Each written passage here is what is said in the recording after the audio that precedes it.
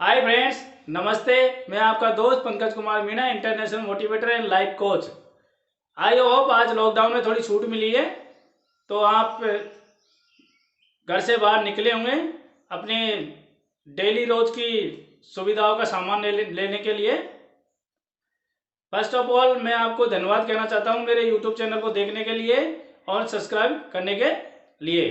आज हम छठी हैबिट के बारे में डिस्कशन करेंगे जो बहुत ही ज़्यादा क्रिएटिव एंड इंटरेस्टिंग है। वो है सिनर्जी। सिनर्जी, कोई पूर्ण चीज अपने हिस्सों के योगफल से बड़ी होती है, उसे सिनर्जी कहते हैं। सिनर्जी एक मनुष्य के लिए, मानव के लिए उत्प्रेरक का काम करती है, शक्तिदायी का काम करती है, एकात्मकता का काम करती है और ये बड़ी रोमांचक होती है।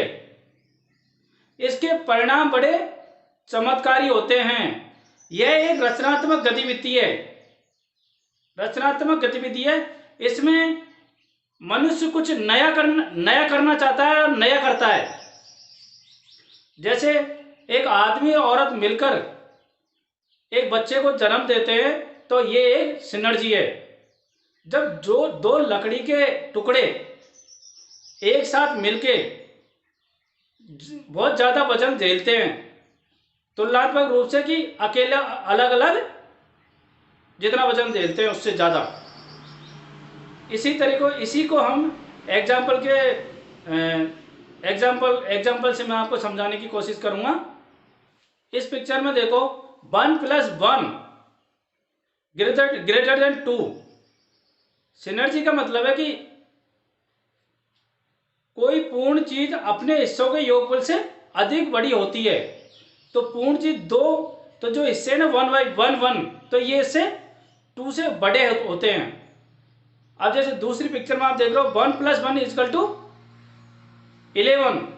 तो 1 + 1 = 11 ये होता है क्योंकि 1 + 1 11 भी हो सकता है, 12 भी हो सकता है, 20 भी हो सकता है। ये कैपेसिटी के ऊपर डिपेंड करता है। मैं आपको इसको एक दूसरे एग्जाम्पल से समझाने की कोशिश कर रहा हूं। हाँ दोस्तों, मैं आपको सिनर्जी को एक प्रैक्टिकल एग्जाम के माध्यम से समझा रहा हूं। देखो, ये त्रिभुज बने हुए हैं। एक त्रिभुज ये रहा और एक त्रिभुज ये रहा। तो ये 3 त्रिभुज है। तो इन सिनर्जी कैसे काम करती है ये मैं आपको अभी बता रहा हूं।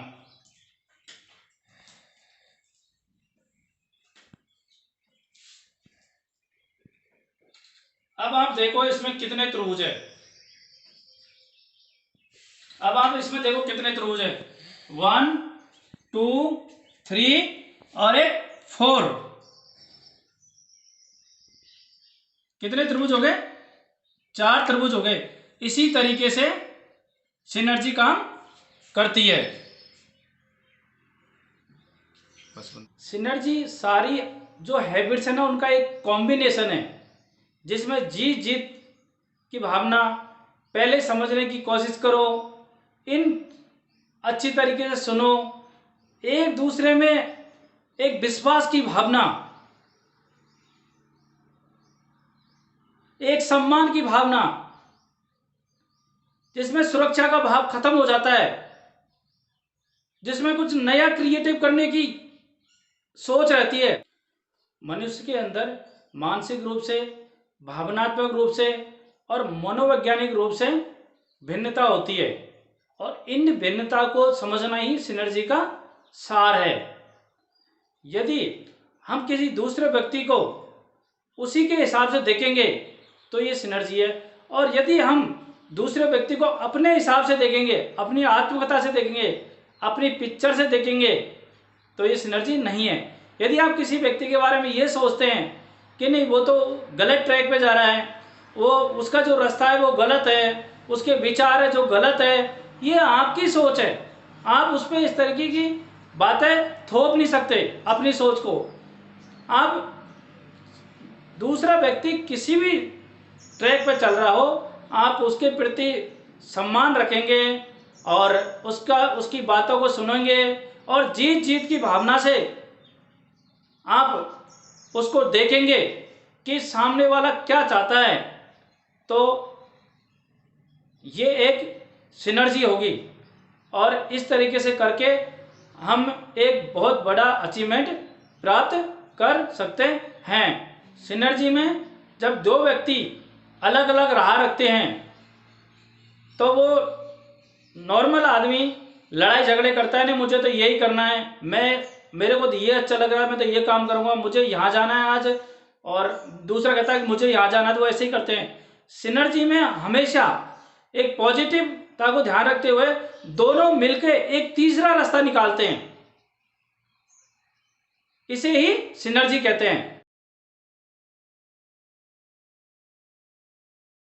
जो सिनर्जी जो हैबिट है दोस्तों, इसमें जो बाकी 5 हैबिट जो यहाँ दी गई है, इनका सदुपयोग करके हम सिनर्जी हैबिट को डेवलप करते हैं, और ये एक रचनात्मक हैबिट है, और इससे हम एक बहुत ही क्रिएटिव लाइफ या क्रिएटिव जीवन बना सकते हैं, इसको हमारे जीवन में अपना के। Thank you for listen to me. Best of luck for your bright future।